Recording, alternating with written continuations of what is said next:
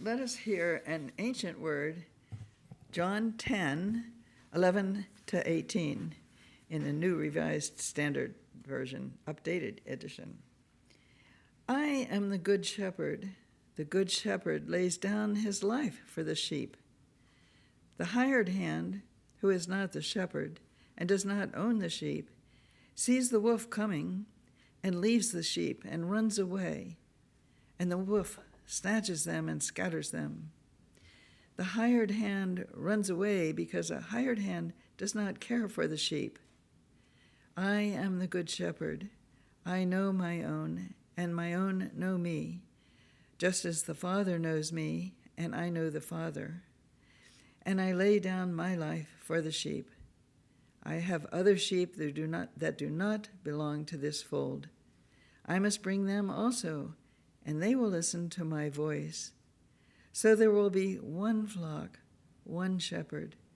For this reason the Father loves me, because I lay down my life in order to take it up again. No one takes it from me, but I lay down of my own accord.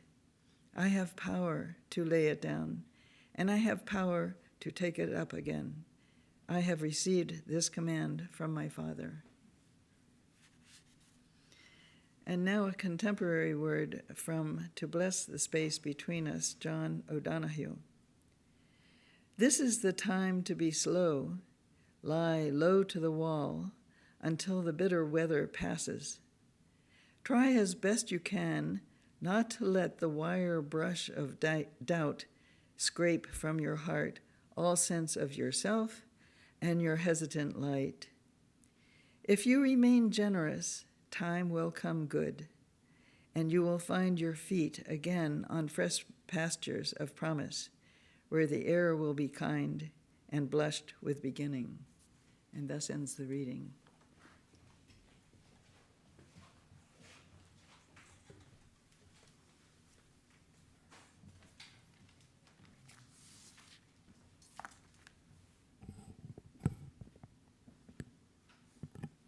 Friends, there was a wrestling match the other day under the clothesline. Metaphorically speaking, of course. You remember me, old Stinky, right? The stinky old sheep who got lost and had to be found. Well, I, old Stinky, stopped by the other day when your pastor, Carol, was hanging laundry. And when I heard her croaking out, "My shepherd is a missing sock," I knew I had to take charge. Now, I knew she had one of those upper respiratory infections a couple weeks ago, and that accounted for the croaking. What I was most concerned about was the missing sock. That didn't sound like her. I guess I'd better introduce myself, because now that I'm here, I realize that there are some new folks who weren't here last time when I talked about getting lost all by myself. I'm called Old Stinky, but that's not my real name. I don't remember my real name, so I just pretend that Old Stinky doesn't mean what it really means. But it's true, I'm a stinky old sheep. I haven't even had lambs in a couple of years. I'm that old. For some reason, they keep me around. Perhaps they value my wisdom. And by the way, it's International Women's Day for sheep, too. In any case, once I heard Carol sing about a missing sock, I knew I had to do something to help. So I said, take the week off, and I'll give the sermon. Anyone who would sing about a missing sock couldn't object. Let me start with the main point, and then ruminate my way through a few digressions. In the passage today, Jesus says, I am the good shepherd. The good shepherd. The good shepherd lays down his life for the sheep. The traditional interpretation of the entire passage says Jesus is talking about the crucifixion and the resurrection here. In the Gospel of John, we know the whole story from the beginning. In the beginning.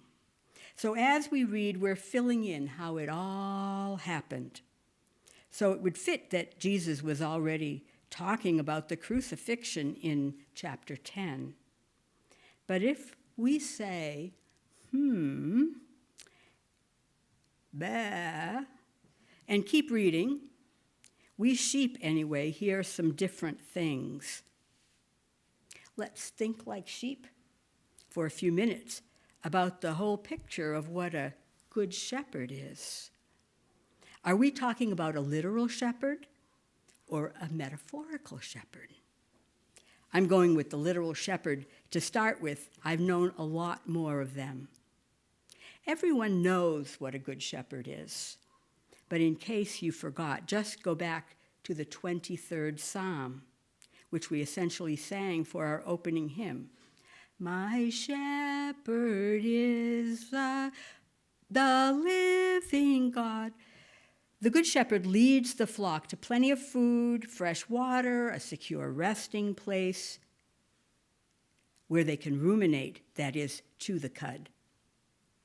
The good shepherd protects the sheep from predators and comforts the sheep when they have been rescued from danger.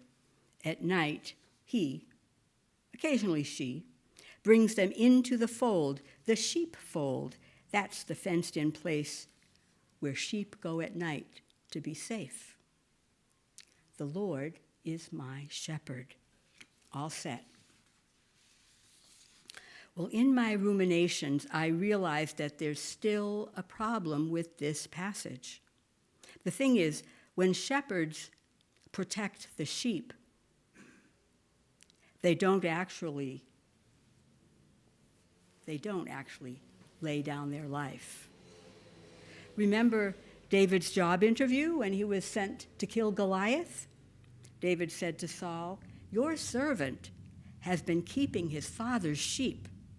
When a lion or a bear came and carried off a sheep from the flock, I went after it, struck it, and rescued the sheep from its mouth.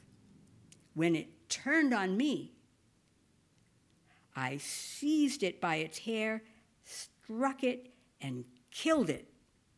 Your servant has killed both the lion and the bear."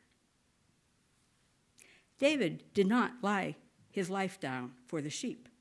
Sure, he took a chance. He risked his life, but he survived. I hoofed my way back to study the Greek here. The word tetheo could mean lay down, as it is usually translated. And it could also be risk. Yes, risk. The good shepherd risks their life for the sheep. If you read the passage that way, you get quite a different meaning, and one that makes more sense in that part of the gospel. Your scholar, Susan Hyland, has said as much. You know, translation is never a word-for-word process. Here you have a word with dual meaning. The ambiguity speaks both to the big picture of the gospel, death and resurrection, and to the specific situation. That is the storyline of the gospel here. So we've got the literal shepherd. Let's chew on the storyline a bit. Now, with the storyline, we're back to Jesus, the Good Shepherd, Gospel of John, chapter 10. What happened in chapter 9? Remember, he said, "I am the light of the world." Jesus healed the blind man. Then the Pharisees herded the blind man out, but Jesus went and found him, poor lost sheep. That's the end of chapter 9. Right after that, Jesus started this sheep talking, first saying, I am the gate. We talked about that on Ash Wednesday. And then today's, I am the good shepherd. And after that, if we had kept reading chapter 10, the Pharisees took up stones to threaten Jesus and chase him away. Jesus risked his life to bring the blind man into the fold. So what comes after our chapter 10? Well, in chapter 11, Jesus is going to say, I am the resurrection and the life. As the story goes, after the sheep talking, Jesus skedaddled.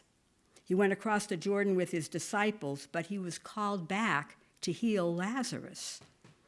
The disciples didn't want him to go back because of the threats from the Pharisees, but Jesus insisted on going.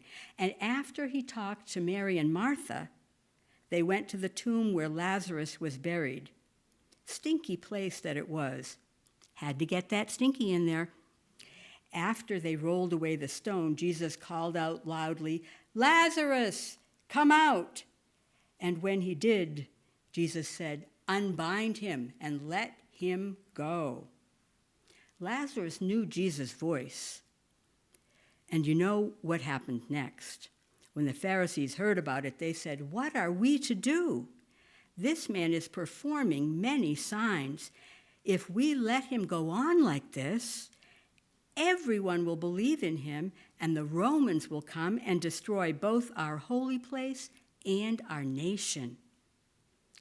High Priest Caiaphas even said, you know nothing at all. You do not understand that it is better for you to have one man die for the people than to have the whole nation destroyed. Now, the gospel says that after that, Jesus no longer walked around openly, but went to a town near the wilderness with the disciples. Jesus risked his life to bring the blind man and Lazarus into the fold. So we have here two immediate cases of Jesus risking his life. I think I win the argument if there was one. Today's passage is about the good shepherd who risks their life for the sheep. Literal shepherd, okay. And then there's the metaphor problem. Of course, shepherd also is a metaphor for king, like King David, who even used to be a shepherd. And we know the kings were not always good. Take Ezekiel 34. The word of the Lord came to me, mortal, prophesy against the shepherds of Israel. Thus says the Lord God, woe, you shepherds of Israel who have been feeding yourselves. Should not shepherds feed the sheep? You eat the fat, you clothe yourselves with the wool, you slaughter the fatted calves, but you do not feed the sheep. You have not strengthened the weak. You have not healed the sick. You have not bound up the injured. You have not brought back the strays. You have not sought the lost, but with force and harshness you have ruled them. To be honest, that passage goes on, but that's about as much as I can pretend to ventriloquize at one go. So perhaps this sort of shepherd king is the hired hand that Jesus was talking about. Anyway, if Jesus was referring to Ezekiel 34, he wasn't talking about being a real shepherd, but about being a king. Which makes sense in a way, because if Jesus is the Messiah, he may well be a king, since that's one of the ways a Messiah might come.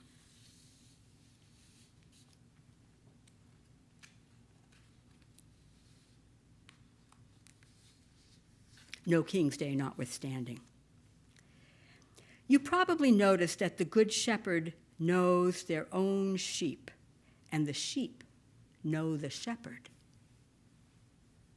they recognize their shepherd's voice. That's surely true of the formerly blind man who had never seen Jesus before Jesus came and found him, and Lazarus, who emerged from the tomb with his head wrapped.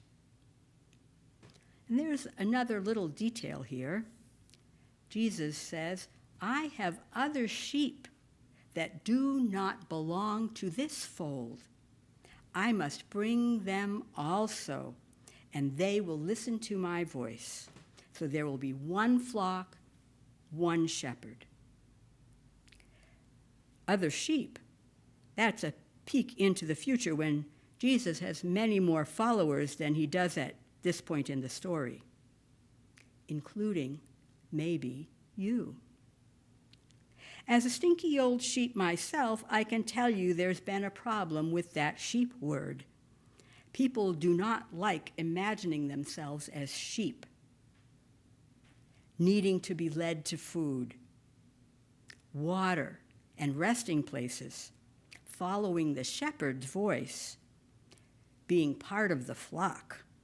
Ooh, and Carol won't tell you this, but the word pastor is the Latin word for shepherd. This metaphor of church members as sheep led by a shepherd has been with the church for a couple thousand years. This passage challenges you people to reconsider it. I'm going to get a little bit preachier here than your pastor usually does. Where do you see yourselves in this story? Probably not the shepherd, the Messiah, the king, though maybe you are leaders in some parts of your lives. Probably not as the hired hand who runs away when the predator comes. It seems you have to be the sheep. Sometimes a group of people so closely identifies as God's sheep that they think they are the only flock. Your challenge comes perhaps when you need to recognize that there are many sheep who are not part of this little fold. Sheep who understand the stories and the ethics and the theology in quite different ways. How do you practice the welcome you proclaim? No matter where you are on life's journey, you are welcome here.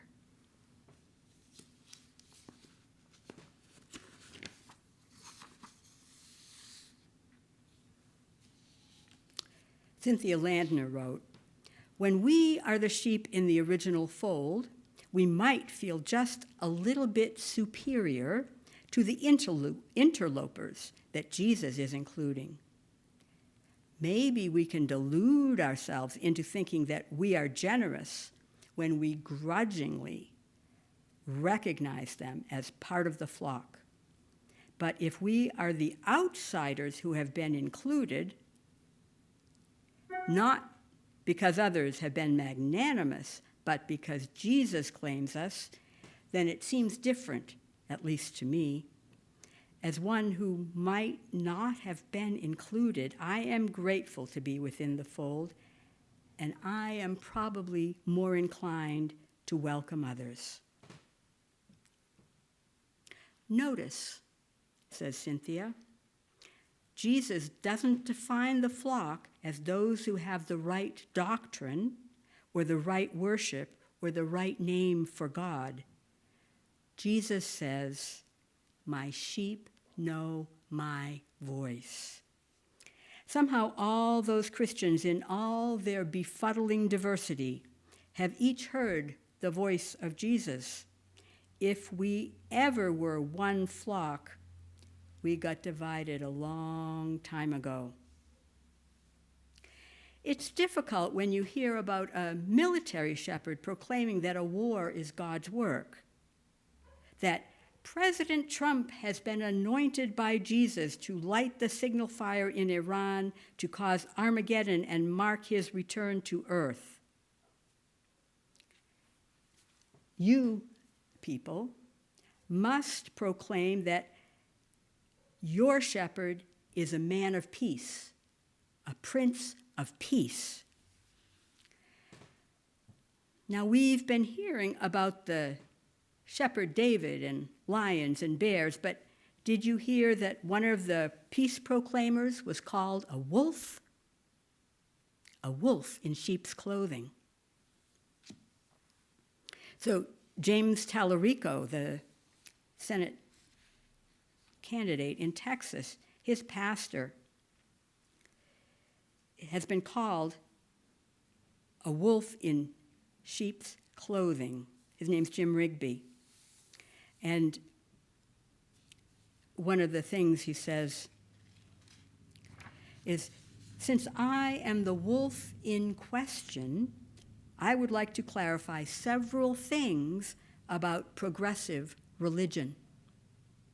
When I was in seminary, my classes on Christian history were enough to convince me that something was systemically wrong with the European version of Christian teachings. The explanation of this fault line became clearer when I found this quote from Albert Schweitzer, warning that there are two religions that identify as Christian. There are the rare Christians who follow the actual teachings of Jesus. And there are multitudes of churches that follow legalistic and dogmatic teachings about Jesus, developed after he died.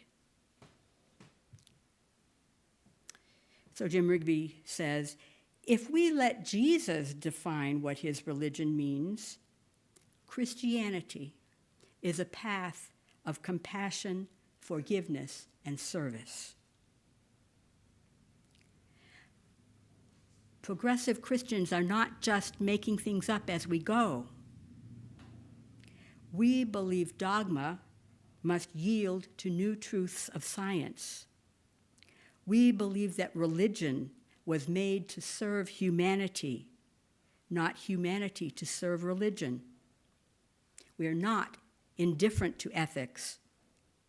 We just believe it is not the church that makes love valid, but love that makes any religion valid.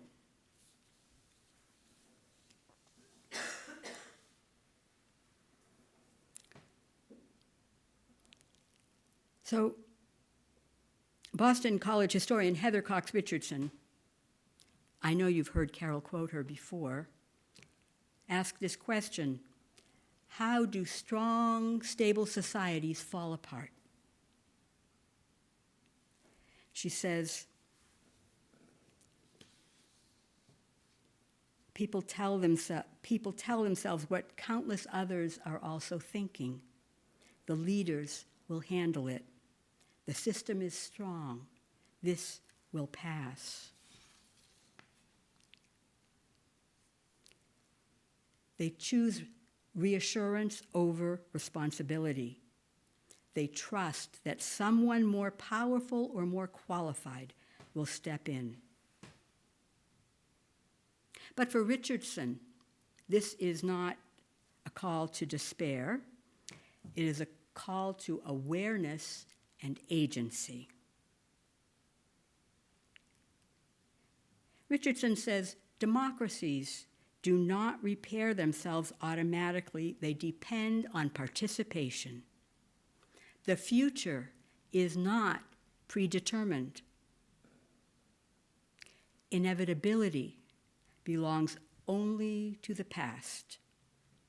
The present remains open, shaped by whether people retreat into the comfort of believing someone will fix it, or accept that the system ultimately depends on them.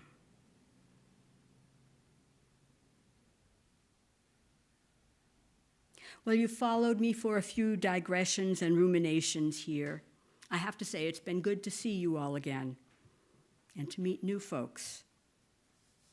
Carol assures me that she will be back next week. I have a good shepherd, and I hope you do too. Farewell, friends, for now.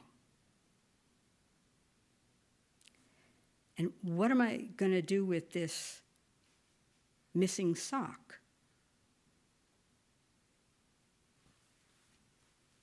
Amen.